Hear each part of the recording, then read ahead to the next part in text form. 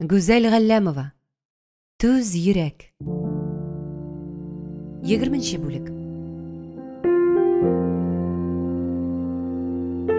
Авыр, озын ширек тәмамлану уңайыннан җыелган педсовет утырышы бетү белән, Зөлфия Галимовна ашыгыч эшләрем бар дип үз кабинетына чыгып китте.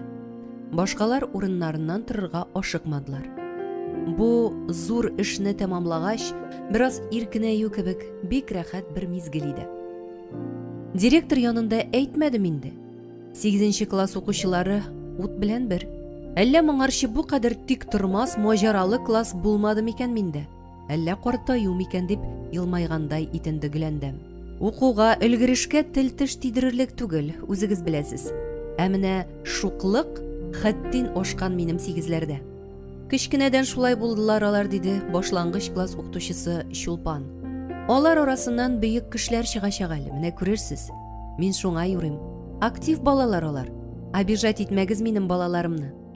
Чулпан уен көлкегә борып, үзе хәреф таныткан укучыларын якларга тырышты. Пассив укучыдан ни монысы, ни тегесе юк. Нишләгәннәр соң, Гөләндәм, дип сорады Гөлфинә. Совет заманындагы кубик-рубикны алып килгән берсе. Шуны шаярышып берсе алам дип тартышкан, икенчесе бирмим дип читкә атып тәрәзәгә тигән. Тәрәзә пыяласы ярылып киткән иде.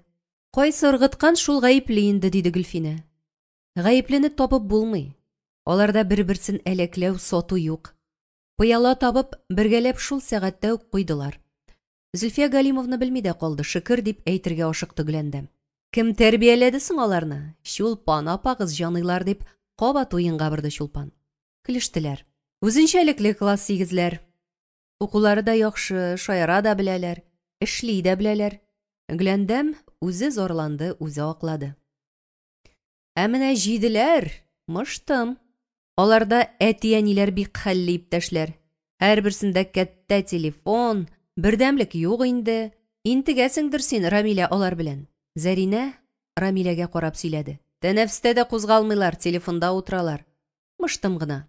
Менә шул мыштымнардан чыга инде, дип күтәреп алды сүзне Закир, яхшы кәеф белән көлемсерәп. Ник өйрелешкән бу 7-ләр дип 5-6 малай өйренә башымны тыккан идем. Телефоннан порнографик карап ләззәтләнәләр. Үзләре шырык-шырык көләләр. Шәп нәрсә карыйсыз икән дигәч кенә мине күрделәр. Атын-кыз укытучылар кызарышып ирексездән елмаештылар. Әрләргә иде Закир Шәйхович, дип куйды Гөлфинә.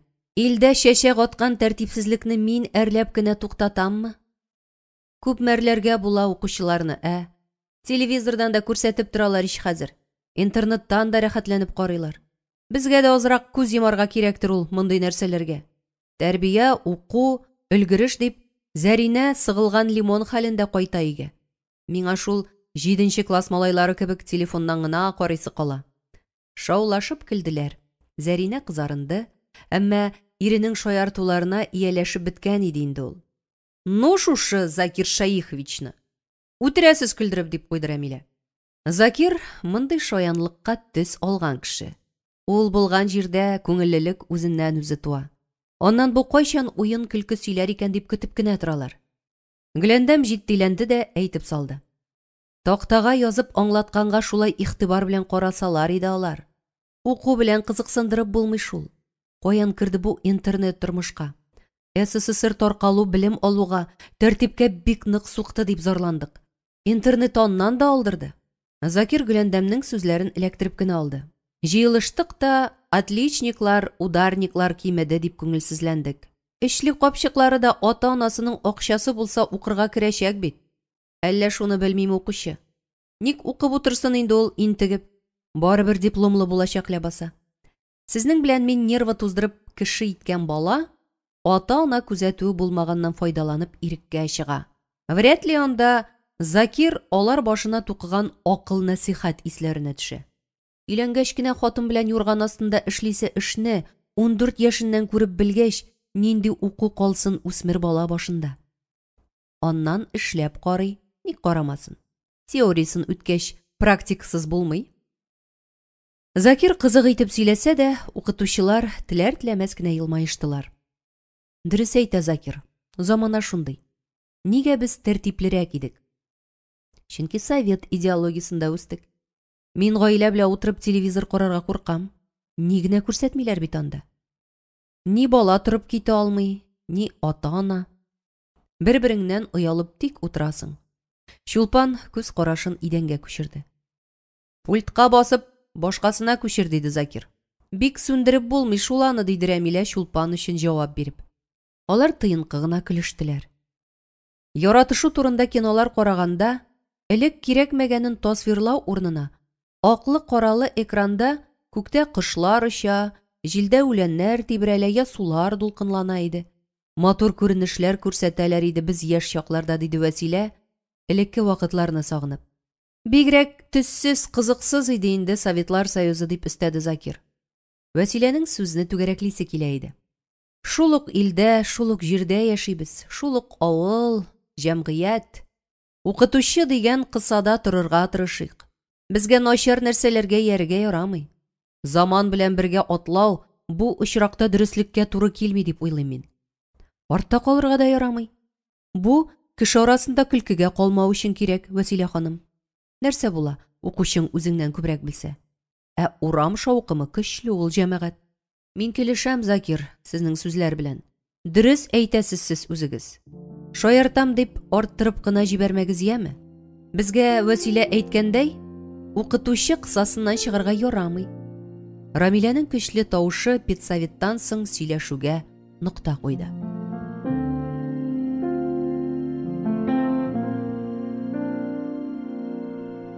21 бүлек.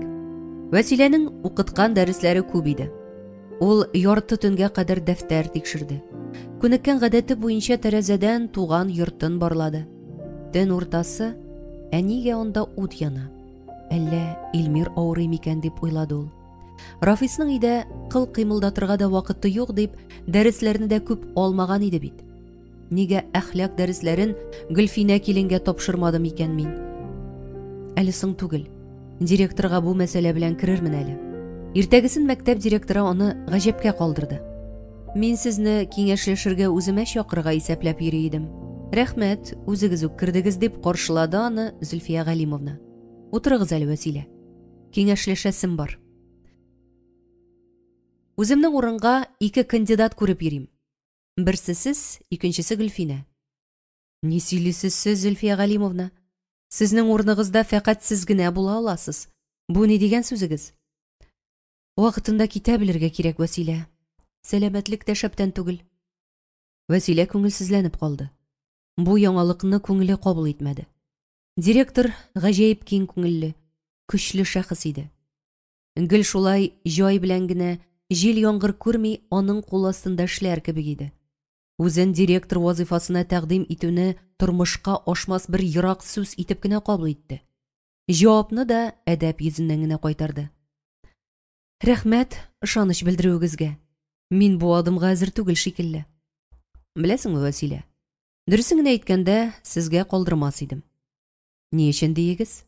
Вәсилә бу сүзне гадәти сүз итеп кенә кабул итсә дә, бераз сагаеп калды. Бу хезмәттә ирең көчле таяныч булса гына эшләп була. Миңа азат булышмаса, мин 10 еллар мәктәп директоры булып эшли алмас идем.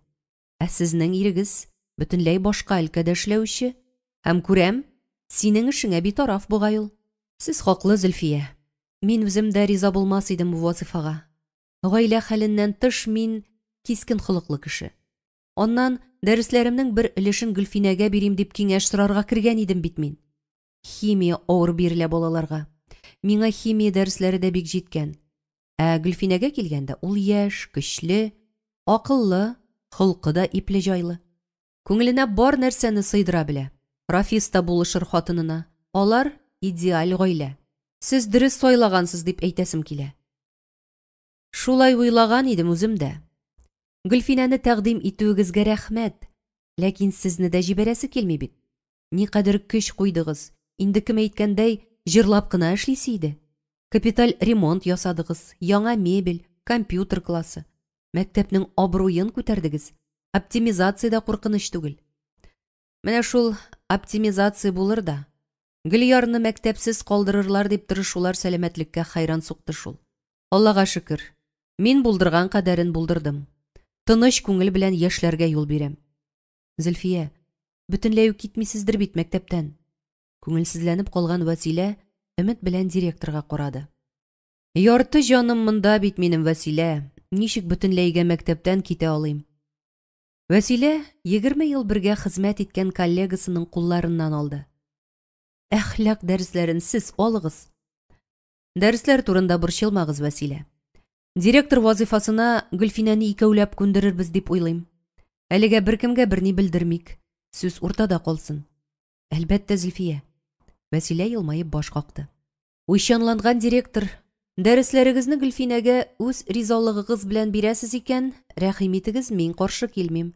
Бар тырышлыгымны Гөлфинәне үз урыныма калдыру өчен бирәчәкмен. Булдырган эшемне көчле кулларга тапшырасым килә. Шунсыз тыныч кына китә алмам, диде ул чамасыз җитдилек белән. Мин күндерермен аны, Зөлфия. Вәсилә директор кабинетыннан чыкканда ук Гөлфинә килен өстенә зур җаваплылык төшәсен уйлап борчылып куйды. Аннан үзе тәгаенләгәнчә әхлак дәресенең соңгысына 11 класска кереп китте. Исәнмесез, укучылар? Иң әүвәл бүгенге теманы ачыклау өчен сезгә сорау бирәм. Сез мәктәптә иң бәхетле класс. Кайсыгыз белә, ни өчен иң бәхетле классыз? Бездә тел бистәсе Раил бар, диде партадашы Наил. Дәррәү көлештеләр. Әгәр моны бәхет дип саныйсыз икән, әйе, Раилгә җиткәне юк. Ләкин башка классларда да теленә салынып утыручылар бар. Так что мин главный. Раил горурлык белән классташларына елмаеп күз кысты. Безнең тәрәзәләр кояшка караган. Класс укучылары турында сүз бара, укучылар. Апа, сорауга җавапны үзем табып әйтәм. Әрләмәгез әле. Бер сораум бар. Шуңа җавап бирүегезне үтенәм. Әйе, Раил, тик озын-озакка сузма. Юк, момент әйтеп алам. Укытучылар башта сөйләшергә өйрәтәләр. Аннан сөйләшмәскә кушалар. Өйдә дә шулай. Алай булырга тиеш түгелдер ич. Сөйләшергә өйрәнүең үскәнеңне аңлата. Дәшмәскә өйрәнү акыл керүен сөйли. Пырхылдашып көлделәр. Раил шап итеп урындыгына утырды. Көлмәгез. Көлке түгел, укучылар. Белмәү гаип түгел, белергә теләмәү гаип. Телеңне кыска тот, башың сакланыр. Сүзеңне аз сөйләсәң, гомерең озынайыр диләр. Димәк, кирәксә дә, кирәкмәсә дә башка ни килде шуны сөйләү хупланмый. Бу Раил сорауына җавап булды. Минем сорауга кем җавап бирә? Шуңа бишлек куям. Раил җавап бирәм, диде. Наил һаман кызык эзли иде әле. Раил партадашына күзен генә әйләндереп карады, ләкин озак сүзсез тора алмады, басып сөйли башлады. Безнең әби апа белән миңа әйтә. Сез бик бәхетле, сезнең ата-анагыз исән сау. Мин дә бәхетле, барыбыз да бәхетле. Безнең класста барыбызның да ата-анасы исән. Ай, Раил, утыр, бишле, молодец. Сүз булсынга гына әйткән сүзнең дөрес җавап булуына гаҗәпләнеп күзләрен шилт-шилт йомды да Раил, авызын колагына кадәр җәеп, шап итеп урындыгына утырды. Шундый гади генә идеме сорау? Ирек борынын җыерды. Әйе, укучылар. Беренче карашка сорау да гади, җавап та. Ләкин нәтиҗә ясарга ашыкмагыз. Бүгенге тема нәрсә ул бәхет? Бу сорауга гасырлар буе җавап эзләгәннәр. Бик сирәк кеше генә җавап тапкан. Без дә бу сорауга җавап табып карыйк әле. Раил үзенең дә, сезнең дә бәхетегез нидә булуын ачып салды. Бәхет ул күп кырлы, укучылар. Әти-әниең булу зур бәхет булса, бәхетнең тулы булуы өчен тагын күп нәрсәләр кирәк әле. Әйтегез әле, укучылар, бәхетле булу өчен тагын ни кирәк? Сәламәтлек, яраткан һөнәреңне сайлау. Дөрес, тагын. Дуслар күп булу, үз-үзеңне яклый белү, мәхәббәтеңне табарга кирәк. Бик дөрес. Бу бәхетләр өчен көрәшергә дә кирәк, шулай бит? Һәркем бәхеткә омтыла. Бәхет турында шагыйрьләр шигырьләр язалар, композиторлар көй чыгаралар, җырчылар бәхет турында җырлыйлар. Без буларга битараф түгел, шулай бит? Чөнки һәрберебез бәхеткә омтыла. Кайсыгыз бәхет турында шигырь яки җыр белә? Класста тынлык урнашты. Тагын миңа аваз салырга туры килә, Вәсилә апа. йоклыйлар әне. Алсу жырласын әле, ул бөтен жырны белә. Бәхет турында клубта жырлаганы бар аның. Мин кайсын жырласа да бәхетле диде тел бистәсе. Дәррәү көлештеләр. Алсу, Раилнең шушы мизгелдә үзен бәхетле тоясы килә. Укучылар көлештеләр, Алсуга өметле күзләрен төбәделәр. Көлке түгел, укучылар. Халкыбыз гомер-гомердән кайгы хәсрәтләрен җыр-моң белән баскан.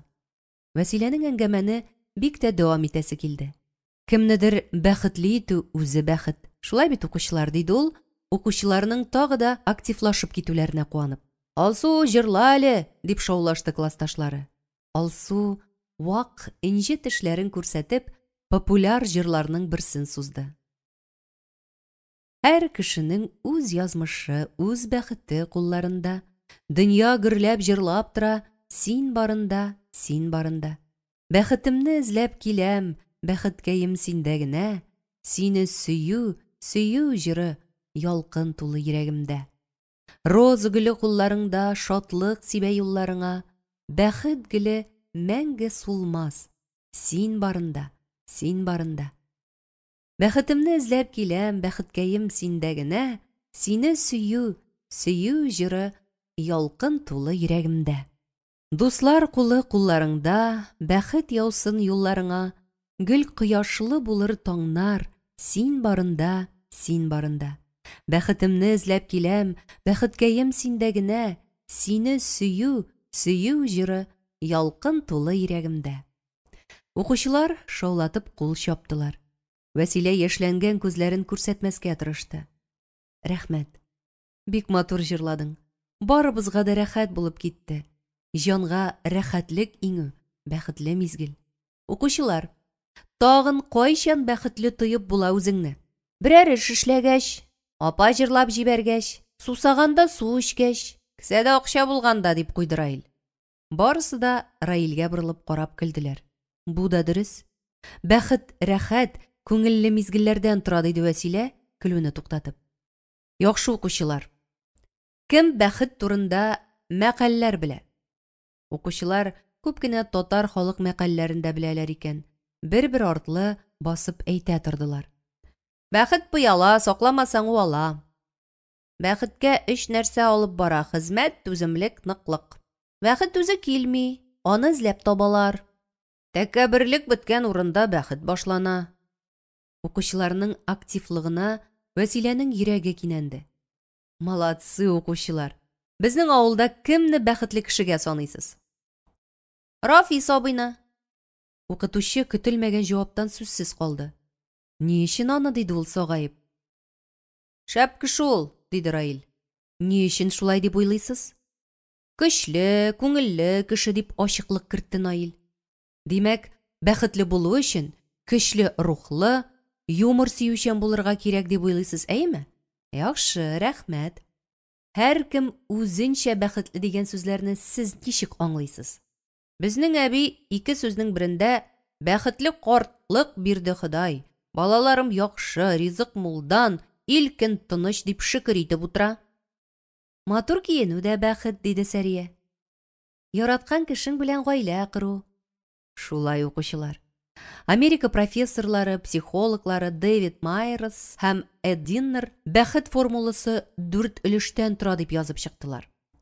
Фәнни тикшеренүләр алып бару дәврендә алар бәхетле кеше 4 таләпкә җавап бирергә тиеш дигән нәтиҗәгә килгәннәр. Үз-үзеңне ихтирам итәргә, үз-үзеңне контрольдә тотарга, тормышка өмет белән карарга, аралашучан, темпераментлы булырга. Алдарак утырган Мәрьям.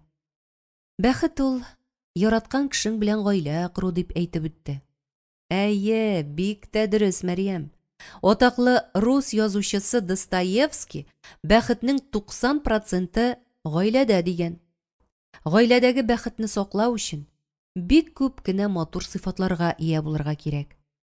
Тату гаилә зур бәхет ул, шулай бит? Ир белән хатын бер-берсен бәхетле итәргә тиеш. Ә күп кешеләрне бәхетле иткән кеше тагы да бәхетле була. Алдарак телгә алган Рафис абыегыз күп кешеләрне бәхетле итәргә омтылган кеше. Димәк, бәхет ул омтылышларның тормышка ашуы. Әй апа, гел алга, вперед! Гел бәхеткә таба, дип елмайды Раил.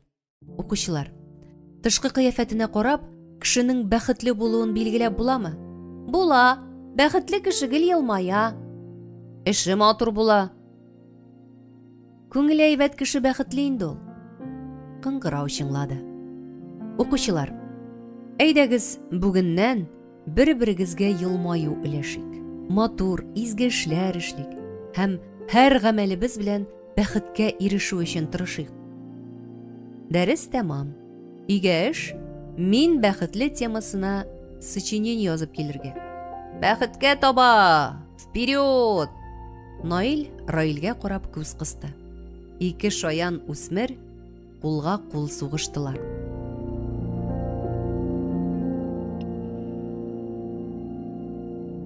Егерме икенче бүлек. Педсоветта бер генә мәсьәлә каралды. Мәктәпнең яңа директорын раслау. Яшерен тавыш юлы белән сайланган мәктәп директорына 30 кешедән торган коллективта фақат 3 кенә каршы тавыш булды. 35 яшьлек Гөлфинә коллективта күп тавыш җыюына канәгатьлек хисе кичерсә дә куана алмады. Үтә дә җаваплы вазифага керешүен 100 бала язмышы, төрле хылыктагы 30 укытучыга җитәкче булу аны чамадан тыш җитдиләндерде. Миңа ышаныч белдерүегезгә зур рәхмәт. Сезнең кебек тәҗрибәле, көчле укытучылар белән авырлыкларны бергәләп җиңәрбез дип өметләнәм, диде ул. Моңарчы игътибар итеп өлгергән иде инде ул. Зөлфия Галимовнаны җитәкче булудан бигрәк хезмәт юлында бергә атлаган игелекле, гади күңелле коллегалары итеп кенә күрү тамыр җәйгән иде. Дөрес, хөрмәт итәләр, әмма кайбер укытучылар директорның йомшаклыгыннан файдаланалар да иде. Эшләү дәврендә артык көчәнмичә көн үттегә йөрүчеләрне дә күрде ул. Әлбәттә, бу ошамады аңа. Иң гаҗәбе, түбән персоналның артык билбегәсе килмәве иде. Эшләрен санап кына эшләүләре кәефен җибәрә иде аның. Аңлавы буенча, юк кына хезмәт хакына ярамаган тагын дигән караш хакимлек итә иде алар арасында. Нишләргә? Хәзердән үк үзенчә эш алымы белән эшли башласа яратмаячаклар.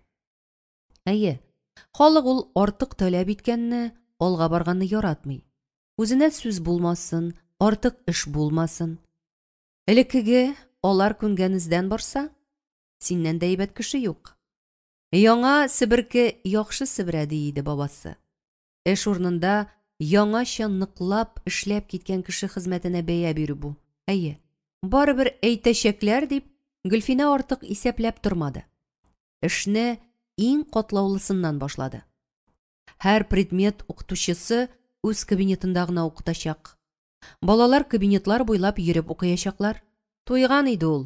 Укытучылар бүлмәсенә җыелгач, тәнәфес сайын юк-бар сөйләгәннәрен тыңлап.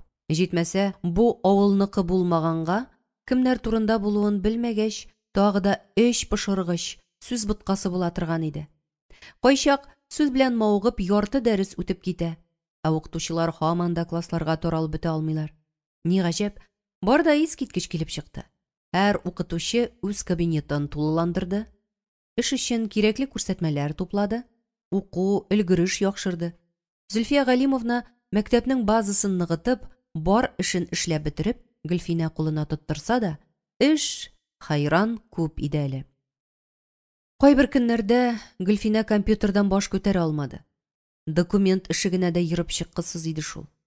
Зөлфия Галимовна ничек барысына да өлгерде икән? Ә бит һич ашыкмаган, артык тырышмаган кебек иде үзе. Сабырлык, акыл белән эш йөрткән икән. Авыл кешеләре язмышына да битараф булмыйча ярдәм кулы сузган һәм хәзер дә суза. Хәзер дә сорамасам да булышам дип елмаеп тора. Менә ичмасам кеше. Зур хәрефтән языла торган кеше. Олы җанлы кеше. Шундый матур сыйфатларны югалтмаска, җитешмәгәнне булдырырга кирәк үземдә дип уйлады ул. Рафис үз хуҗалыгы.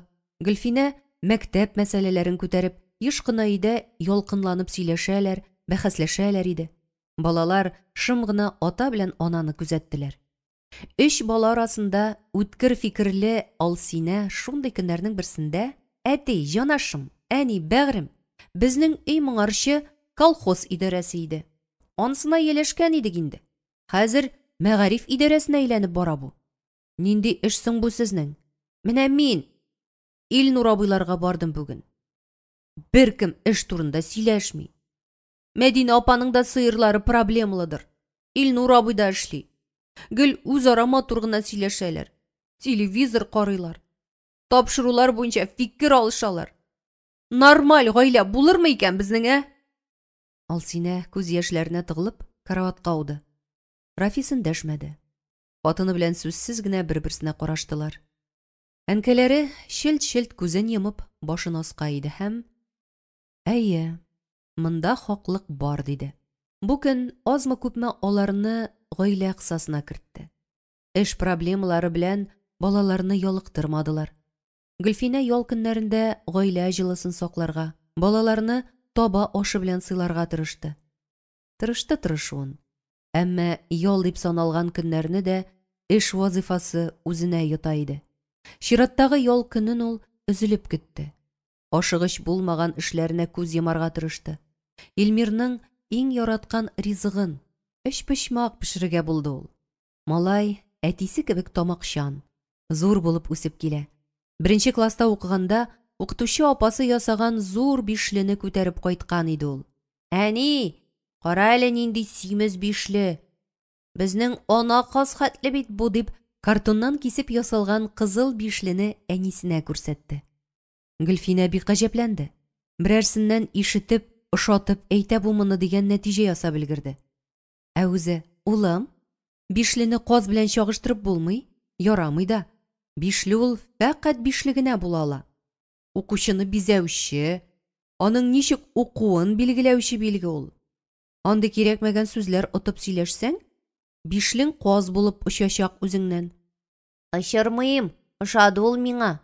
Кем казга тиңләде? Фазыл шулай диде. Укытучы апа көлде. Улым, симез каздан эч-пычмак тәмле була. Алайса эч-пычмак пешерә әле, әни? Менә монысы булыр, улым, дигән иде ул малайына. Шуны искә төшереп, эч-пычмак пешерергә булды. Аның әнисе ул җитү кыз булып килгәндә үлеп китте. Әбисе аш-су тирәсендә Гөлфинәне йөртмәде. Хатын-кызның башка эше дә муеннан диде. Таифа апасы улы белән килене янына күчкәнче, камыр ризыкларының хайран гына нечкәлекләренә өйрәтте аны. Җитезлектә алдырмаган Гөлфинә эч-пычмакларны ясады да газ миченә тыкты. Сәгатькә карап, Рафис кайтышка пешеп чыгарга тиеш дип, күңел ризалыгы кичерде. Ишек алдында ябырылып этерергә тотынды. Этләре Маркиз энәмәгән кешесенә шулай бәргәләнеп өрә. Кулларын сөртеп ишек алдына чыкканчы, этнең чылбыры капкага шакы-шыкы бәрелеп торды. Хуҗабикә, кем булыр бу Маркизны ярсыткан дип килгән кешене каршы алырга ашыкты. Капкадан ярты гәүдәсе генә күренгән таныш булмаган хатын аваз салды. Исәнмесез? Мөмкинме, Гөлфинә? Әйдәгез, әйдә. Маркиз, урыныңа кер. Гөлфинә боеру авазы белән эткә эндәште, ләкин эт оясына керергә ашыкмады. Бераз басыла гына төште. Сез белеп килгәнсез икән, гафу итегез, мин сезне белмим. Кем буласыз? Диде Гөлфинә өйгә таба атлаганда. Мин кайчандыр бу йортта яшәгән хатын, Сания апаң булам. Әйе, ишеткәнем бар. Әйдәгез, үтегез, Сания апа. Рафис өйдә юк әлегә. Кайта ул төшкә ашка. Узыгыз, уз. Сания өйгә үткәч, өйне карап чыкты. Озаклап Госман белән Әминәнең зурайтылган фоторәсемнәренә карап торды. Ышатмавын йөзенә чыгарды. Аннан Рафисның быел гына ясаткан сурәтенә карап елмаеп куйды. Рафисым зур кеше булган икән, мин әйтәм. Нинди малай үстергәнмен дип горурланып куйдым әле. Зур кеше дип. Әйе, крестьян хуҗалыгын җитәкли. Сания йомшак мебельләрне кулы белән сыпырып үтте. Йортыгызны кая саласыз соң? Йорт салырга җыенганбыз юк шул әле. Пристрой ясаган идек. Әле дә вак-төяк эшләре бар. Вакыт җитми, икебез дә эш дип чабабыз. Акчагызны кассага салып барасыздыр алайса. Нәрсә әйтмәкче буласыз, Сания апа? Юк, булай гына әйтәм. Безнең колхоз председателе зур коттедж салып куйды. Рафиста тик ятмыйдыр диюм. Син ачуланма, мин чит кеше түгел бит. Рафис белән Вәсиләне үстергән ана. Кемнең кулында, шуның авызында булырга тиеш ул. Колхоз гомер-гомердән диңгез, йөзә белеп йөзәргә генә кирәк. Батмыйча, җайлап кына. Соня өйне яңгыратып көлде. Мондый сүзләр сөйләмәгез әле, зинһар. Утырыгыз, шәйләп алырбыз. Бераздан өчпочмак пешә.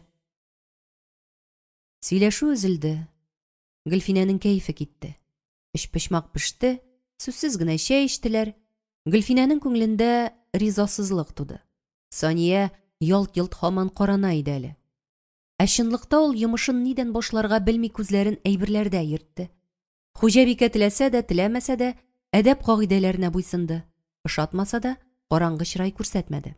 Бу әрсез хатын турында беләсе, үз авызыннан сөйләтәсе килә иде аның. Безнең турыда белеп килгәнсез. Үзегез турында сөйләгез инде. Нәрсә сөйлим? Ирләрдән бәхет булмады, яшереп тормыйм инде. Берсе ташлап китте, икенчесе төрмәгә эләкте, өченчесе үлде. Госман белән әйбәт кенә яшәп киткән идек. Ул да өчү белән мавыкты. Авыр булса да, Рафис белән Вәсиләне ташлыйсым килмичә түзәргә тырыштым. Түзәрлек булмагач китеп бардым. Ирсез дә торып булмый инде.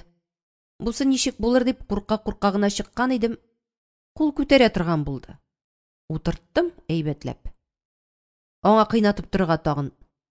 Беренче иремнең йортына кайттым, авылга. Бер бәхетсез, гел бәхетсез диләр, чын икән. Туганнары ул йортка кертмәскә җан фарман тырыштылар.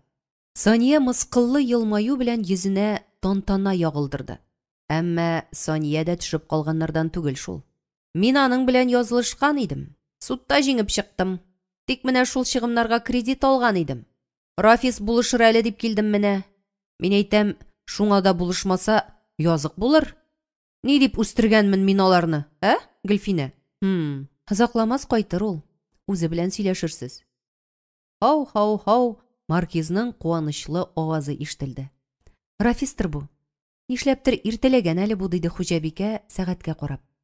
Соня җилкенеп, тантаналы кыяфәттә Рафисны каршы алырга ишек янына килеп басты. Ишекне зур итеп ачып, Таифә килеп керде. Гөлфинә: "О, апа, син икәнсең. Рафис дип торам. Әйдә, бездә кунак бар әле", диде, чын күңелдән куанып. Таифә бусагадан ничек атлап керсә, шул көе күзләрен зур ачып катып калды. Соня Таифәдән күзен ала алмыйча артка атлады. Һәм йөзендәге шатлыгы юып алганда юкка чыкты. Хәтта югалып калгандай тоелды. Гөлфинә берни аңламады. Әле Сониягә, әле Таифәгә карады. "Ни булды соң әле?" диде ул аптырап. Аннан үзен тиз кулга алып: "Апа, таныш булыгыз. Рафисның үги әнисе Соня апа бу. Соня апа, таныш булыгыз. Рафисның әнисе кебек якын кешесе. Балаларыбызны үстерүче изгелек иясе Таифә апа." Таифә Гөлфинәгә күзләрен сирпеп алды да: "Таныш без, Гөлфинә. Рәхмәт." Аның тавышы кырыс иде. Таифәне күпме белгән Гөлфинәнең беренче тапкыр нәфрәтле караш, кырыс тавыш ишетеп исе китте. Нәрсәдер бар монда дип уйларга өлгерде. Ул да булмады, Соня Таифәгә күрешергә кул сузды. "Исәнме, Таифә? Язмыш безне кабат очраштырды." Таифә кулны алмады. Алгы якка кирип барышлый гына. "Тау белән тау гына очрашмый дигәннәр борынгылар. Дөрес тә әйткәннәр", диде. Гөлфинә нишләргә белмәде. Бәхеткә машина туктаган тавыш ишетелде. Эт сөенеп өрергә тотынды. Күңел күтәренкелеге белән өенә кайткан Рафис үги анасын күреп аптырап китте. "Исәнмесез?" диде ул ярым пышылдап. "Исәнме, Рафис? Мин бу, әйе." Соня күрешергә кулын сузды. Хуҗа теләр-теләмәс кенә күреште. Киренкелекне бетерү өчен нидер эшләргә кирәк иде. "Әйдәгез, табынга утырыгыз. Таифә апа, син дә чык, әйдә. Син көчле кеше, Таифә апа", диде ул, нигәдер бу сүзне әйтергә кирәк табып. "Бәй, безнең кадерле дәвәниебез килгәнмени? Исәнме, Таифә апа?" Рафис алгы яктан чыккан апасын кочаклап ук алды. "Соня апа, таныш бул. Бу минем кадерле кешем, әнием дә, балаларыбызның дәү әнисе дә. Таифә апа, бу минем үги әнием, Соня апа." Рафис Сониягә ымлады. "Гөлфинә, сыйла кунакларны", диде ул күтәренке тавыш белән. Ике урындыкны янәшә куеп, кунакларга урын тәкъдим итте хуҗа. Икесе дә утырмады. Гөлфинә аңлады. Ниндидер каршылык бар арада. Шуңа табын янына якында килмәгән Таифәне җитәкләп, гадәттәге урынына утыртты. Сонияне Рафис тәкъдим иткән урындыкка утыртып, үзе янәшә утырды. Я, Сония апа, ни хәл яшисең? Синең белән 13 ел күрешкән юк икән. Яхшы, Рафис, бар да яхшы. Үзе күз кырые белән генә Гөлфинәгә күз салды да, күреп китим дип килдем. Сагындым. Шул гына, Рафис, диде ул, күз карашын аска төбәп. Рәхмәт. Кайда яшисең соң? Беренче иремнең йортына кайттым. Түбән Кушкаенда яшим. Рафис Таифа апасына елмаеп карады. Син ни хәл, апа? Күренмисең бу арада? Аллага шөкер, Рафис. Илнур, сине күрәсем бар. Һич туры китереп булмый дип йөри. Әйе. Машинасына запчасть алып кайткан идем. Күрсәтеп бирерсең дип йөри. Эш тыгыз булды бу арада. Шалтыратыйм әле мин аңа дип, өстәл яныннан торып читкә китте. Эш хатын сөйләшеп китә алмадылар. Бу йортка килеп кергәндәге Сонияның хәзер үзгәрүен, үзенә охшамаганын, Таифәнең кырыс, тәкәббер кыяфәттә утыруын күзәтеп, араларында нинди зур килешмәүчәнлек барын беләсе килү Гөлфинәнең бар уен биләде. Ә үзе, икесен дә сыйлап, әле алларына тәлинкәдәге өч почмакны якынрак куйды, әле чәй эчәргә кыстады. Ул арада Илнур килеп керде. Сония тик томалдан торып басты. Илнурга карап, күзләре зур итеп ачылганнан ачыла барды. Һәм томан эчендә Сәлихҗанын күрде. Мизгел эчендә идәнгә йөзе белән җыерылып төште. Таифәдән башкалар барысы да куркышып Сонияны караватка илтеп салдылар. Чакырылган фельдшер тиз килеп җитте. Сония аңына килде. Фельдшер укол кадады, тынычландыра торган дару эчерде. Күзләрен зур ачып, тирә-ягында басып торган кешеләрнең барысына текәлеп карап чыкты Сония. Аннан күзләрен йомды. Күзләреннән күз яшьләре тәгәрәшеп төште. Сезгә начар түгелме? Фельдшер авыруның пульсын тикшерде. Җавап булмагач, әйтегез берәр сүз булса да, диде. Сония күзләрен ачты. Кичерегез, әгәр булдыра алсагыз. Беркем дә сүз әйтергә ашыкмады. Тирән итеп сулаган Рафис борчылма син дип куйды. Фельдшер кузгалмый ятарга, дарулар эчәргә әйтеп калдырды. Гөлфинә Таифәне озата чыкты. Апа, сез ничек таныш? Кемең ул? Көндәшем Гөлфинәкәй. Карчык җиңелчә калтыранды. Гөлфинә ачыклап бетерәсе килсә дә, башка сорау бирмәде. Бу хәлләр аның башына сыймыйча, ул озак вакыт өйгә кермичә басып торды. Йокларга яткач та Гөлфинә Рафистан сорашып, аңламый калган сорауларына ачыклык кертте. Рафис соңгы сүз әйтеп, син педагог, апа, җайла инде, яме? Мин күңелдәге бызны тырышсам да, эретә алмыйм, диде ул пышылдап. Төнне кирфек тә какмады Сония. Бүгенге белән үткәннәр буталды. Уйларының ычы-кырые юк иде. Караңгылыктан Гөлфинә күренгәч, куркып китте ул. Апа, берәр нәрсә кирәк булса әйт. Су эчәсең килсә, менә яныңа сулы бокал куям. Тышка чыгасың килсә, эндәш, яме? Үзеңә генә чыгарга ярамый, йыгылуың бар, дип пышылдады йомшак тавыш. Сүзсез генә баш игәде ул. Гомерендә күрмәгән игелеккә күңеле тулды. Нинди бәхетле буласы булганмын мин, дип уйлады үзе. Ачы күз яше ирен читләренә агып төште. Ачы икән бит күз яше. Рафис белән Вәсиләне күпме елаттым икән мин. Эх, нигә шундый булдым икән? Ник килдем монда кабат сынатып? Я Раббым, йыгылып тагын бер кат сынаттым. Каян килеп чыккан монда бу югары Кушкаен хатыны? Нинди бәйләнешләре бар аның белән? Ни эшләгән ул шул кадәр хөрмәт яуларлык, я Хода? Күз яшьләре кыелды да кыелды. Бу йортның бусагасыннан да үтәргә тиеш кеше түгел идем, түгел. Түргә яткырдылар. Эй, рәхим, шәфкать, нинди көчле син. Лайык булмаганда бигрәкләр тетрәндергеч син.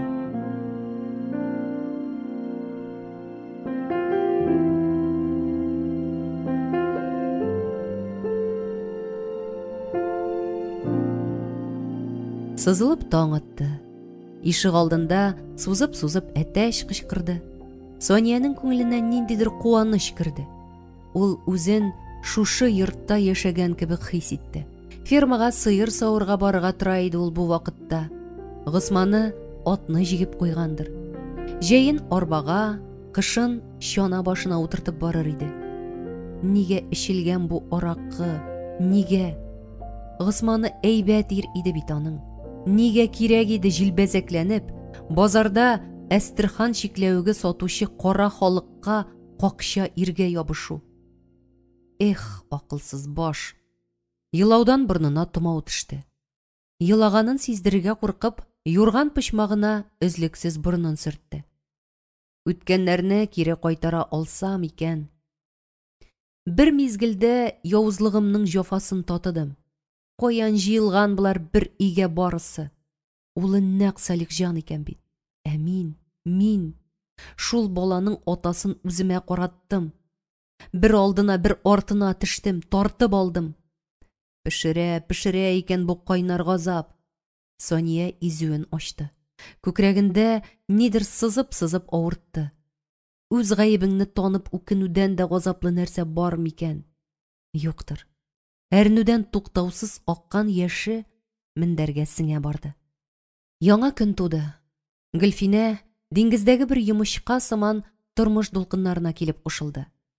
Һәр көндәгечә иртәнге шәйләү, ире белән бергәләп абзардагы терлекләрне ашату, эшертү, хуҗалык рәисен эшкә озату, ризык әзерләү, наряд биреп кайткан ирне, балаларны уятып ашату, эшертү, киенеп ясанып бергәләп мәктәпкә чыгып китү Гөлфинәнең көндәлек эше.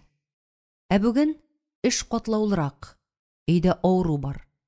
Рафисны заткач та Гөлфинә авыру янына килде. Я Аллам, кичә күрмәгәнме мин аның йөзен? Бәрелгәнгә кара янган микәнни? Сониянең йөзе каралган иде. Ул үзен тиз кулга алды. Апа, ни хәлсез? Ясалган чәйне янына куйды. Яхшы, рәхмәт, диде Сония, йокыдан яңа уянып күзен ачкандай. Рафис эшкә чыгып китер алдыннан түр якка кереп, стенка тартмасыннан документларын, ачкычларын алды. Сония озаклап Рафисның киң җилкәсенә карап торды. Әмма үзенә борылып караса, йоклаганга сабышырга әзер иде. Бердән уңайсызланды, икенчедән аңа мискин булып күренәсе килми иде. Әмма Рафис борылып карамады. Хуҗа китү белән ул торып акрын гына тышка чыгып китте. Верандада да күңелгә якын. Кичә эттән шүрләп берни күрмәгәнмен. Сониянең күңеле ачылып китте. Баш та әйләнми, ник йыгылдым икән? Йөрәк турысы оеп торган кебек булса да, бер җиремдә авыртмый шикелле. Ул ишек алдына аяк басты. Абалап өтерә башлады. Сония апаңның иргән этләргә исе китми, бүре ул. Үз дигәнчә йөри бирә, диде ул күңеленнән, әз генә дә курыкмыйча. Абзардагы терлек торышка күз салды. Аха, булар шәп яши икән. Шәм кебек турайып баскан хатын кулларын биленә куйды. Күкрәген тутырып киң сулыш алды. Мин кая барам? Кем көтә әле мине? Кичәге көндә Таифәне хөрмәт итүләре исенә төште. Югары кушкайын хатынын куш куллап аркасыннан чәбәклиләр, хөрмәт итәләр. Ни эшләгән әле ул? Әллә минем кебек япь-яшь башыннан үксез балалар үстергәнме? Эт абалап өрде дә өрде. Нигә 10 эт иреп тормый Сония каршында? Әллә бар, әллә юк аңа эт. Эчендә үз этләре ярсый иде аның. Менә мине итсеннәр әле хөрмәт. Һич югында берәр атна ашап эчеп ятарга кирәк. Аннан күз күрер. Веранда ишеге ачылды. Апа, нигә озак торасың дип чыктым. Сония Гөлфинә күренү белән веранда стенасына тотынды. Кулы белән йөрәген тотты. Гөлфинә чабып килеп кунакны җитәкләде. Булыша идем бит, әйтсәгез. Гөлфинә җитез генә Сонияны култыклап өйгә алып керде дә урынына яткырды. Кунак йөрәген ике куллап тотып уфылдады, калтыранды. Гөлфинә чын йөрәктән борчылды. Хастаханәгә барырга кирәк, апа. Йөрәк белән шаярырга ярамый, диде. Сония кырвалол тамчыларын суга тамызып эчерде. Юк, бармыйм. Эштем бит. Бетеп китәр дип әйтергә ашыкты Сания. Рафис сине яхшы табибка алып барыр. Шалтыратыйм әле мин аңа. Гөлфинә ашыгып, телефоны тотмаганга урамга чыгып китте. Моны ишетеп, Санияның күңеленә сызылып шым керде. Ә больницага озатсалар? Янына куелган нәни өстәлдәге хуш исле шәйле чинаяк, кичәге тәмле өчпочмаклар өстендә Санияның уйнакчан күзләре ялтырады. Бу ризыкларны төштә генә күрергә микәнни инде? Озаталар бит булар мине. Ә оннан кая? Кредитны ничек түлисе? Эх, кушкайын хатыны, харап иттең барышны, заразы. Бу йортта үзенә санаулы минутлар гына калуына җаны бимазаланды аның. Санияның начарлык ягына җитез кыймылдаган уйлары Рафис нидер алып чыгып киткән тартманы тартып карарга мәҗбүр итте. Алланың рәхмәтедер бу дип уйлады ул. Тартмада 1000 сумлыклар ята иде. Күкрәкчәсенә акчаны бөгәрләп кенә тыкты да урынына барып ятты. Сулышы киңәеп киткәндәй тоелды. Озак вакыт үтмәде, капка төбендә машина туктаган тавыш ишетелде. Гөлфинә хастаханәгә алып барырга кирәк яраклар тутырылган сумка тотып, Сания янына керде һәм аптырап китте. Апа, син елмаясың, диде ул шикләнеп. Санияның йөрәге жу итте. Мизгел эчендә йөзен чытып ыңгырашып куйды.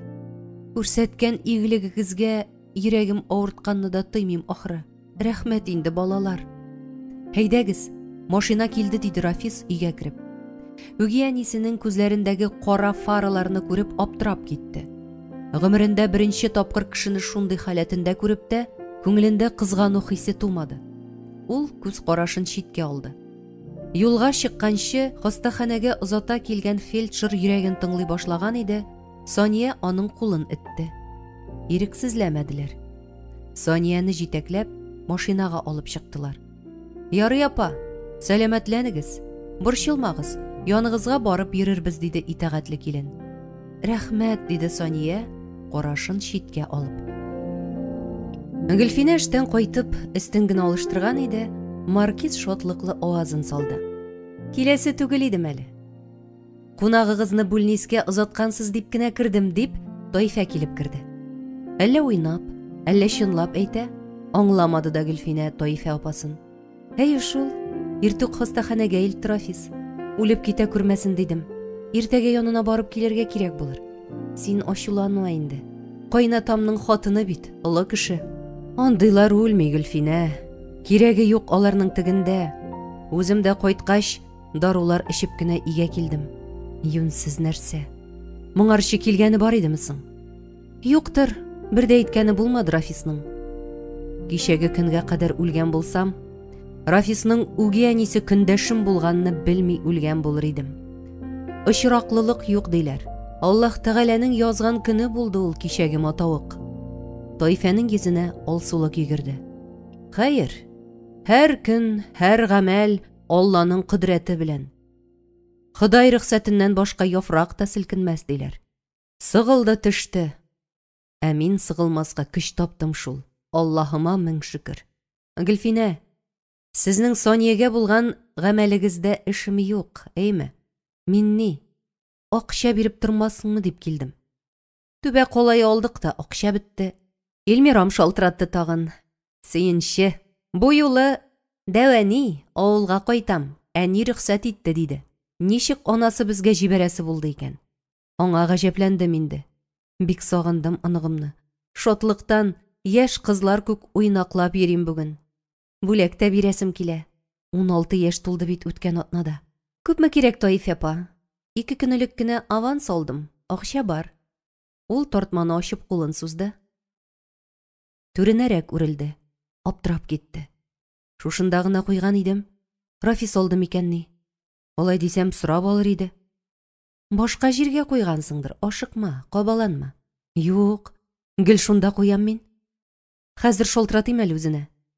Гөлфинә күпме генә шалтыратып та сөйләшә алмады. Хизеп куйган, недоступно. Төштән соң киңәшмәләргә бармый иде. Белмим. Син ачуланма, Таиф апа. Тукта, сиңа ничә сум кирәксең? 1000 биреп тора алмассыңмы дигән идем. Хәзер анлык кына кешелектә дә бар. Ул 1000 сумлык акча сузды. Эльмира каникулдадыр. Шәһәрләр безгә караганда иртәрәк чыгалар. Рәхмәт. Пенсия алгач китерермен. Әйе, каникул диде. Аптырадым, Надия ничек рөхсәт итте икән. Югыйсә телефоннан да әнисе өйдә булмаганда гына сөйләшә. Шалтыратма дәвәни ди. Үзем генә шалтыратам ди. Дулкынланам. Зур кунак көткән кебек менә. Туганын да күргәне юк бит. Анысы да үсеп килә. Уйнаклап Маркиз өрде. Рафис кайтты әнә. Тайфа апасын күрү белән йөзе балкыган Рафис бу юлы «Әссәләмәгаләйкүм» дип исәнләште. «Вә галәйкүм әссәләм. Мин әле монда көн сайын. Көненә 2-3 килсәң дә шат мин». Рафис, син тартмадан акчаны алып киттең мәллә? Вәт, Тайфа апа. Ничек бәйләнергә белми хатын? Әллә яратмый башлады инде. Үзе әйткән сүздән үзе көлде Рафис. Яле, уенга борма. Һәр вакыттагыча синең документларың янына тартмага куйган идем. Мин кайчан сораусыз синең акчаңны алганым бар инде, Гөлфинә. Хатын ни уйларга, ни дияргә белмәде. Ир белән хатын җавап табарга тырышып, бер-берсенә карашып тик тора бирделәр. Иртән ачкыч белән документларны алганда, акчаң шунда иде, диде Рафис, кабат күзенә чалынган меңлекләрне күз алдыннан үткәреп. Аннан Рафис аңышып, шап итеп урындыкка утырды. Бераз сүзсез торганнан соң, тышынкы тавыш белән: «Минем өйгә кагылуым, Гөлфинә, Саньканың, гафу ит, Тайфа апа. Мин только шулай гына атай алам аны бүгеннән. Аның хастаханәдән качуын әйтү иде. Төштән соң, олы кеше инде бу, ярар.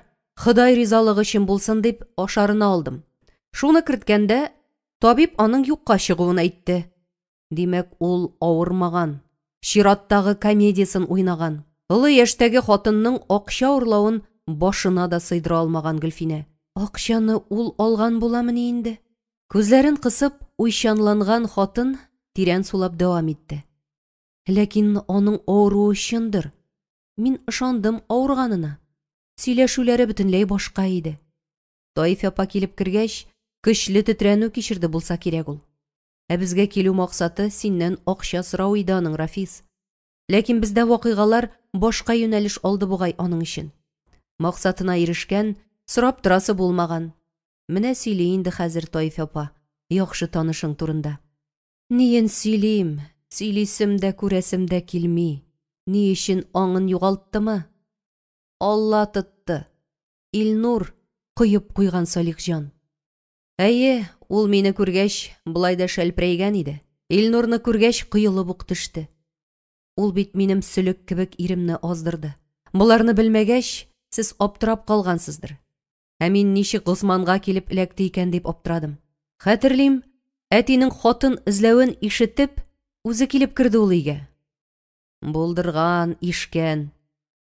Бигрәк өлгер булдыклы хатын икән. Рәхмәт йөзеннән минем хезмәт хакында шәлгән булып чыктымы? Сизгәндә идем юнсез кеше булуын, ышанасы килә бит. Ярар, Аллага тапшырдык. Исән булсак тагын эшләрбез. Әйе, диде Рафис, хатынын тынычландырасы килеп. Акча ул була да бетә. Бер җуелган ихтирамны гына кайтарып булмый. Тамчылап, үземне мәҗбүр итеп җыйган идем үзенә карата шәфкать хиссен. Аягын сөртеп китте. Мин инде башка борылып та карамыйм аңа. Ярар, онытыгыз. Рафис, Тайфа апага зур кунак кайта икән. Шуңа зурдан кубып хәстәрләнә. Кем дип беләсең? Белмим шул. Эльмира. Чынлапмы? Рафис куанычлы карашын Тайфәгә төбәде. Шулай дип шалтыратты шул. Рафис көн дәвамында булган күңелсезлекләрне куасы килеп әйтә куйды.